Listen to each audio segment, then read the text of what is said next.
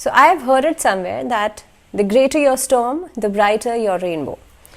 एक ज़बरदस्त से आंधी तूफान के बाद आपको रेनबो दिखाई देता है और वो 7 रंग दिखाई देते हैं, वो ब्यूटीफुल 7 कलर्स दिखाई देते हैं. Similarly when you face so many hardships and hard work in your life, after that path when you actually reach at the final point जहाँ पर आपको आपकी सक्सेस सामने दिखाई देती है, then it is very much similar to that rainbow. So इसीलिए अगर आप अपनी लाइफ में हार्डशिप्स को फेस कर रहे हैं, ऐसी डिफ़िकल्टीज़ को फेस कर रहे हैं जो कि आपको ऐसा लगता है कि भाई मैं शायद ये डिज़र्व नहीं करता या नहीं करती, तो बिलीव मी कि ये सिर्फ एक रास्ता है एंड जहाँ पहुँचने की कोशिश कर रहे हैं या जिस चीज़ के लिए आप मेहनत कर रहे हैं वो अभी भी आना बाकी है. So just have to be positive and dedicated to whatever you are actually aiming for. A very warm welcome, बहुत स्वागत है आप सभी का. मैं हूँ आपके साथ भावना शर्मा. इस महीने के अंदर यानी कि नवंबर का महीना एक्वेरियंस के लिए कैसा रहेगा, यही हम इस वीडियो में बात करने वाले हैं. अब एक्वेरियंस के लिए देखिए बहुत कुछ है. जैसे मैंने कहा कि हार्डशिप्स के बाद एक पॉजिटिव टाइम आने वाला है, तो देखिए राहु केतु अपनी चाल बदल चुके हैं. नवंबर के महीने में शनि मार्गी होने जा रहे हैं, आप ही की राशि में मार्गी हो रहे हैं, क्योंकि एक्वेरियस कुंभ राशि खुद की शनि की राशि है. आपके लिए कैसा रहेगा ये समय, ये पूरा एक महीना, इसके बारे में हम बात करेंगे. लेकिन साथ ही साथ में और भी मेजर ट्रांजिट्स इस महीने के अंदर हो रहे हैं. सूर्य मंगल ऑलमोस्ट अपनी जो चाल है वो एक साथ कंप्लीट कर रहे हैं. शुक्र का ट्रांजिट होगा, बुध का ट्रांजिट होगा, सूर्य मंगल दोनों ही ट्रांजिट करेंगे लगभग half of the month 16 of November को. तो हम सबसे पहले समझते हैं कि आपका जो चार्ट है इस महीने का वो कैसा रहेगा, क्या कहता है. You can tell your chart. आप अगर स्क्रीन पर देख रहे हैं तो जो आपका सेंटर है वहाँ पर शनि बैठे हुए हैं 11th राशि में, यानी कि 11 नंबर की राशि में, जो कि आपकी राशि है. यहाँ पर द्वितीय भाव में राहु रहेंगे, क्योंकि राहु ऑलरेडी ट्रांजिट कर चुके हैं अब मीन राशि में. पराक्रम भाव में गुरु रहने वाले हैं. वहीं पर अगर मैं 7th हाउस की तरफ देखूं तो देखिए शुक्र हैं, शुक्र ट्रांजिट करेंगे महीने में, तो हम 2 हाउसेस के रिजल्ट्स यहाँ पर देखेंगे. वहीं पर यहाँ पर अष्टम भाव में केतु विराजमान है. मंगल सूर्य की युति यहाँ पर बनेगी और वो बनेगी नवम भाव, आपका भाग्य भाव, आपका यहीं से बहुत सारी चीज़ें देखी जाती हैं. बुध जो है दशम भाव में रहेंगे, और जैसे मैंने कहा 2-3 प्लैनेट्स ऐसे हैं जो ट्रांजिट्स करेंगे, तो हम 2 हाउसेस के रिजल्ट्स उसमें देखेंगे एंड वील सी दैट ये ट्रांजिशंस का क्या कुछ असर पड़ेगा. अब सबसे पहले बात करते हैं कि कुंभ राशि वाले जो लोग हैं, आप लोगों के लिए नवंबर का महीना कैसा रहेगा. तो देखिए सबसे पहली बात तो ये है कि कार्यक्षेत्र को अगर मैं देखूं तो यहाँ पर महीने की शुरुआत में तो वक्री है शनि, उसके बाद 4 नवंबर को मार्गी हो रहे हैं. तो कहीं ना कहीं पे एक मिले जुले परिणाम आपको मिलेंगे. एक चुनौतीपूर्ण समय रहा भी है और रहेगा भी. जब सैटर्न अपनी सीधी चाल चलते हैं तो उस समय पर उनकी जो गति है वो धीमी गति हो जाती है. तो आपके कुछ अगर कहीं से कुछ रिजल्ट्स आने हैं, कहीं से कहीं आपको कोई कोई न्यूज़ मिलनी है, इंटरव्यू के रिजल्ट्स आने हैं, कोई काम आपका होना है, कोई बिजनेस आप सेटअप करने के बारे में सोच रहे हैं, तो आप लोगों के लिए थोड़ा सा इंतजार अभी और करना पड़ सकता है. अब ना इस महीने की शुरुआत में जो आपके चार्ट की स्थिति बनती है, ग्रह गोचर की जो स्थिति बनती है, कामकाज के नज़रिए से एक तरीके से अनचाही यात्राएं करवा सकता है ये समय.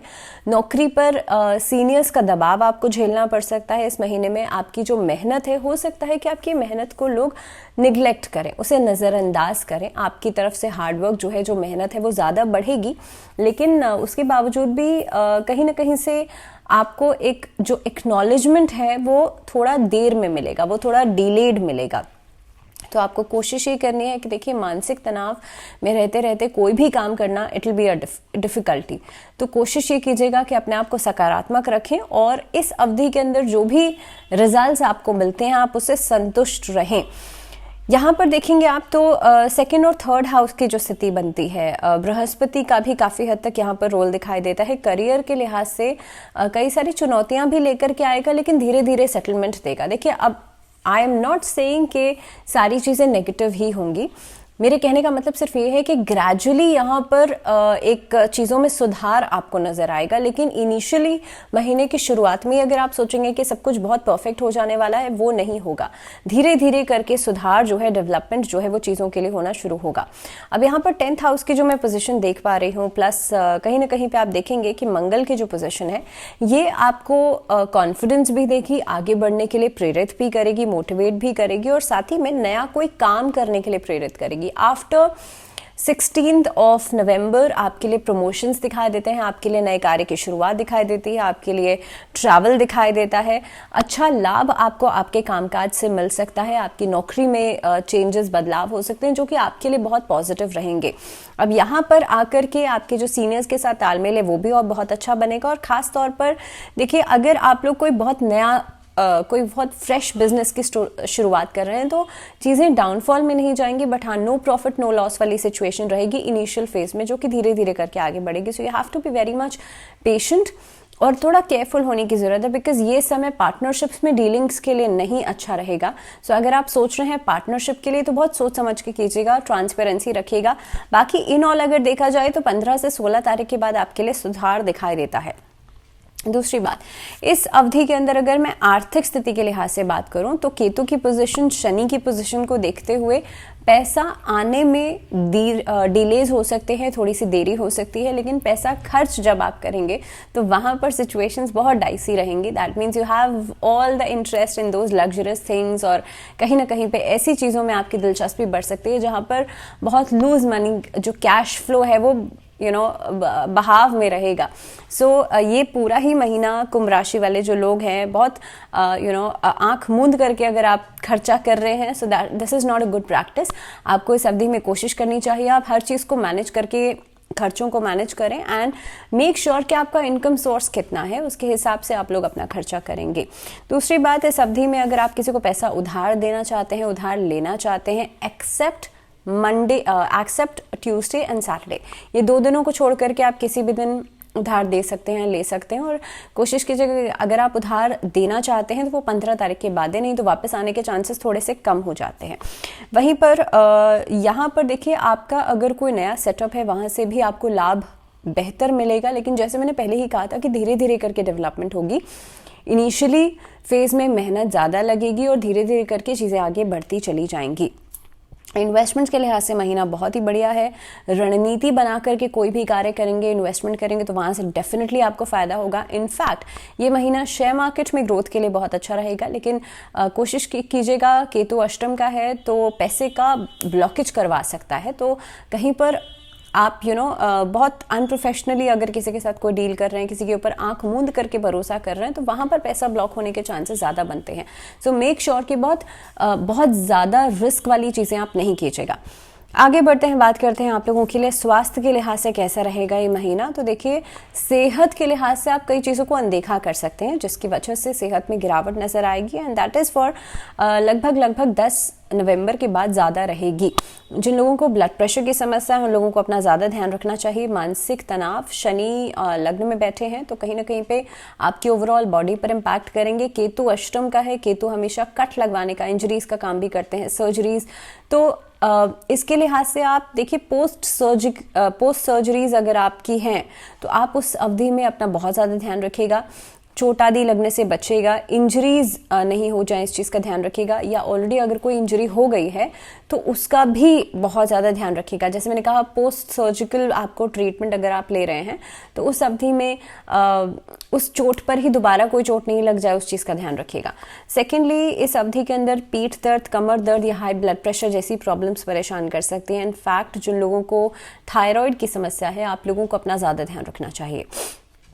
अगर मैं बात करूं वैवाहिक जीवन की, तो वैवाहिक जीवन के लिहाज से देखिए, ये समय जो रहेगा खास तौर पे लव रिलेशनशिप वैवाहिक जीवन में तब्दील हो सकता है। This is the time for relationship part. लेकिन अगर आपके विवाह के बारे में आप बहुत लंबे समय से सोच रहे हैं तो उसमें देरी ज़रूर आएगी। मैंने ये कहा है कि आप किसी को प्रपोज कर सकते हैं फॉर मैरिज, लेकिन कहीं ना कहीं पे मैरिज होने में डिलेज बिल्कुल आ सकते हैं। हो सकता है आपने सोचा हो कि मैं इस महीने के फिक्स कर लेता हूँ या फिक्स कर लेती हूँ, और may be your family is planning for that, तो कहीं ना कहीं पे चीज़ें और आगे की तरफ बढ़ती चली जाएंगी। इस अवधि में जो लोग विवाहित हैं उनके बीच में छोटी छोटी बातों को लेकर के नोक झोंक लगी रह सकती है, लेकिन हाँ ऐसा कोई बड़ा डिस्प्यूट, कोई बड़ी प्रॉब्लम दिखाई नहीं देती है। इस महीने में अपनी स्पाउस की हेल्थ को लेकर के ज़रूर आप लोग ध्यानपूर्वक चलें और ख़ास तौर पे कोशिश करें आप चीज़ों को रोमांटिसाइज ज़रूर करें, बिकॉज विद द टाइम कहीं ना कहीं पे चीज़ें हो सकती हैं कि आपके लिए छोटी छोटी बातें भी बड़ा रूप ले लें और हो सकता है आपका पार्टनर कुछ चीज़ों को मिसअंडरस्टैंड करें। सो बेहतर यही है जितना ज़्यादा ब्यूटीफुली आप रिश्ते को बनाएंगे उतना ही आपको बेहतर सामने वाले से भी रिस्पॉन्सेज मिलेंगे। पारिवारिक जीवन की बात करी जाए तो ये महीना काफ़ी हद तक चुनौतीपूर्ण रहेगा। इस अवधि में प्रेम का भाव, आपस में कंपैटिबिलिटी थोड़ी सी कम दिखाई देती है इन टर्म्स ऑफ जहाँ पर हम पारिवारिक जीवन की बात करते हैं। आपके जो बड़े बुजुर्ग हैं, आपके जो सगे संबंधी हैं, आपके जो घर में भाई बहन हैं, उनके साथ थोड़ा सा तालमेल बनाने में दिक्कत आ सकती है। मोस्ट ऑफ द टाइम ये महीना ट्रैवलिंग के लिए भी रहेगा, तो काफ़ी हद तक उनके साथ एक कॉन्टैक्ट आपका कम दिखाई देता है, लेकिन उसके बावजूद भी परिवार के बीच में गलतफहमियों को लेकर के थोड़ा सा अलर्ट रहिएगा कि आप बहुत ज़्यादा आउट ऑफ द वे जाकर के नहीं सोचें। इस अवधि में घर में सुख समृद्धि बढ़ेगी 15 नवंबर के बाद, लेकिन उससे पहले चांसेस बनते हैं कि भाई पैसे का लॉस या अगर कोई फैमिली बिजनेस है वहाँ पर लॉसेस दिखाई देते हैं। नवम भाव में जिस तरीके से पोजीशनिंग दिखाई देती है ग्रहों की, तो काफ़ी हद तक टकरार की स्थिति रहेगी। आपका एक जो कॉन्फिडेंस है वो एटीट्यूड या वो इग्नोरेंस में नहीं बदल जाए या फिर ईगोइस्टिक नहीं हो जाए, आप इस चीज़ का ध्यान रखिएगा। और ज़िद्दीपन में आकर के कोई भी काम करना है और कोई भी बातचीत करना, वो एक तरीके से लड़ाई की शुरुआत कर सकता है, वाद विवाद की शुरुआत कर सकता है। बात करते हैं स्टूडेंट्स की। स्टूडेंट्स के लिए देखिए आपके लिए समय बहुत बढ़िया रहने वाला है। काफ़ी हद तक आपकी जो पढ़ाई है या आपका जो एक कंसर्न है पढ़ाई के लिए, वो दिलचस्पी उसमें बढ़ेगी। हार्डवर्क आपका दिखाई दे रहा है, लेकिन एकेडमिक्स के अलावा भी आपका जो एक स्पोर्ट्स एक्टिविटीज़ में इन्वॉल्वमेंट है या कला के क्षेत्र में इन्वॉल्वमेंट है, वो काफ़ी हद तक आपको कोई बड़ी उपलब्धि दिलवा सकता है।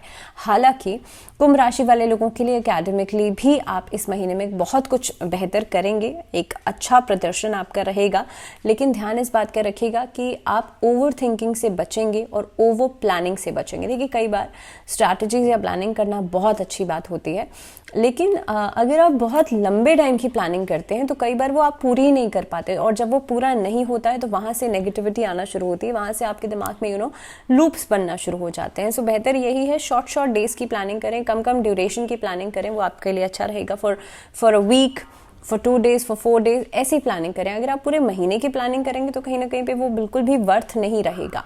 So that is suggestion for students. इसके अलावा अगर मैं उपाय की बात करूं तो आपके लिए शनि चालीसा का पाठ करना अच्छा रहेगा। आपके लिए जो हार्डशिप्स हैं, आपके लिए जो डिफिकल्टीज हैं, प्रॉब्लम्स हैं, उनको खत्म करेगा। इसके अलावा आपको ओम नमो नारायणाय नमः इस मंत्र का जाप करना है 108 बार। साथ ही में भगवान विष्णु को पीतांबर आपको अर्पित करना है, यानी कि पीले रंग के वस्त्र अर्पित करने हैं। इसी के साथ साथ अगर किसी की शादी में दिक्कत आ रही है तो पीले रंग के वस्त्र में ही हल्दी की गांठ रख के आप अर्पित कर सकते हैं, इससे भी शादी का योग बहुत जल्द बनेगा। या फिर अगर आपकी कुंडली में बृहस्पति बहुत अच्छा नहीं है तब भी आप इस उपाय को कर सकते हैं। इसी के साथ साथ मंगलवार के दिन कोशिश कीजिएगा, अगर कोई कोर्ट कचहरी का मामला आपका चल रहा है और आप चाहते हैं कि चीज़ें बेहतर हो जाएं, तो उसके लिए आप हनुमान जी की उपासना ज़रूर करें। और मंगलवार के दिन बजरंग बाण को आप बूंदी का प्रसाद जो होता है वो ज़रूर अर्पित करें। इसी के साथ इस वीडियो में फ़िलहाल इतना ही। मुझे दीजिए इजाज़त। नमस्कार।